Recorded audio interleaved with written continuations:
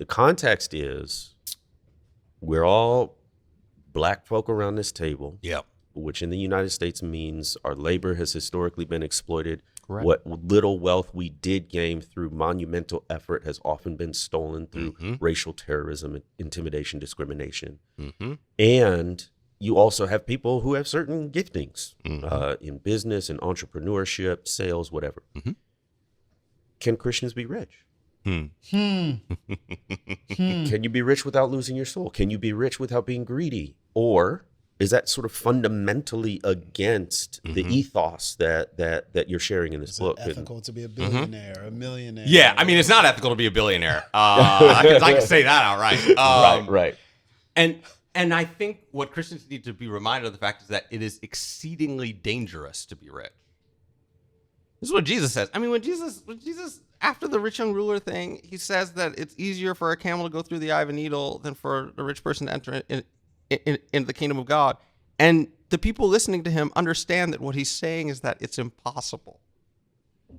A camel can't go through the eye of a needle. Like it's not easy. It's not hard. It's not possible.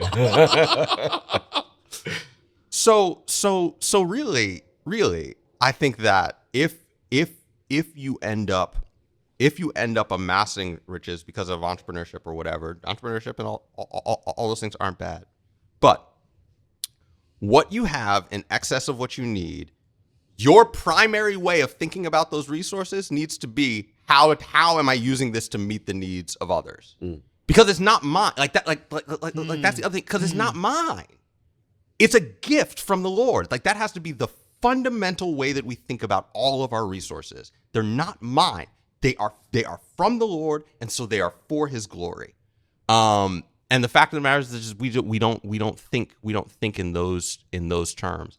We also don't think about the fact that whenever the rich are referred to, especially in the New Testament, it's largely in negative terms, because the way that those riches are amassed are on the backs of the poor. That's throughout the Old and New Testament. Like that's where riches come from.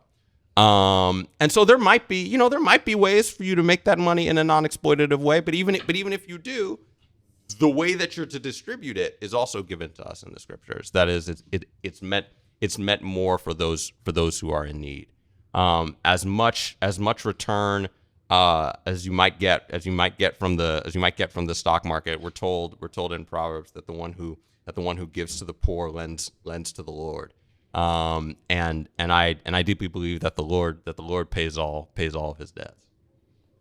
There was a pastor in Texas who recently said that, oh my gosh, if you go ahead. That God doesn't bless you giving to the poor, that the only way God blesses is if you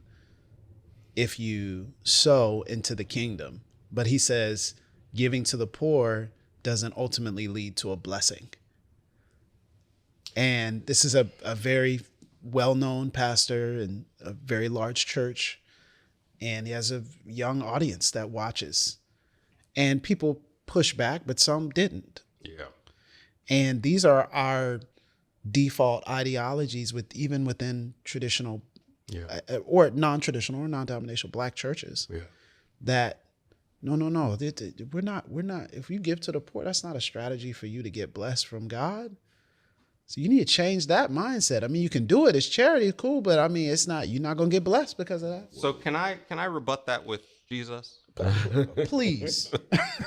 because in the Sermon on the Mount, in Matthew's account, we're told don't store up treasures on earth where moth and rust eat and all this stuff, but store up treasures in heaven. But in that text, like we're not really told like what it really means to store up treasure in heaven. So you could think it means a whole bunch of different things. But you look in Luke in the parallel, I believe it's in Luke 6, I want to say. Mm-hmm. But Jesus defines it. Like it is like you're storing your building up of purses in heaven is your giving to the poor. Like that's what it is. So if you want to store up treasure, then you live in solidarity with the poor. Then you marshal your resources for the care of the poor. Like that's what treasure in heaven is.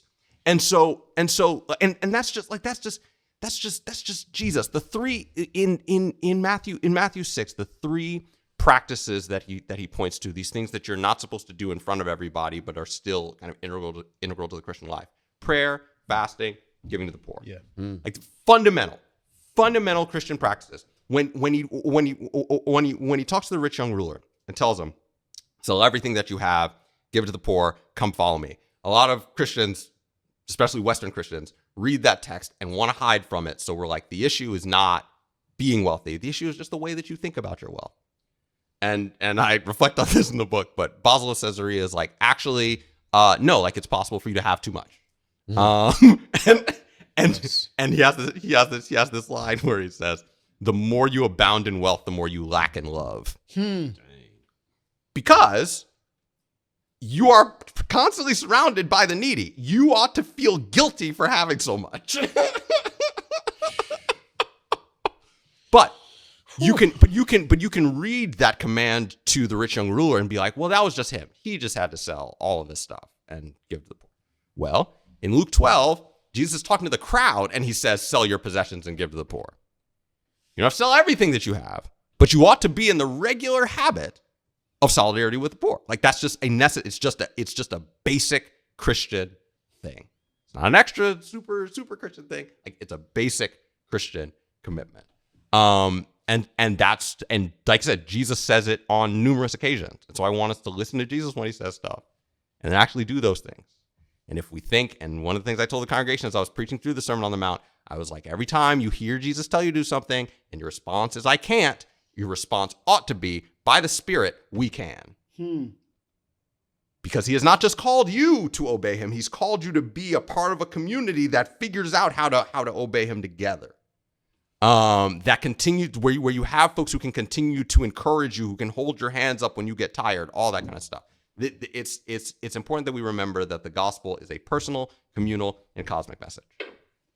And it seems like you're telling people that this is the new way forward. Yes. It's also the old way forward. Like that's the other thing. It's just that people are going in completely different directions. And I want to call people back to the way of Jesus, which is going to seem new to a lot of people because, like I said, Mammon has placed this veil over this veil over us. And I want to not only remove the veil, but also like take its claws out of our hearts and our minds, and revive our theological and ethical imaginations. Selah.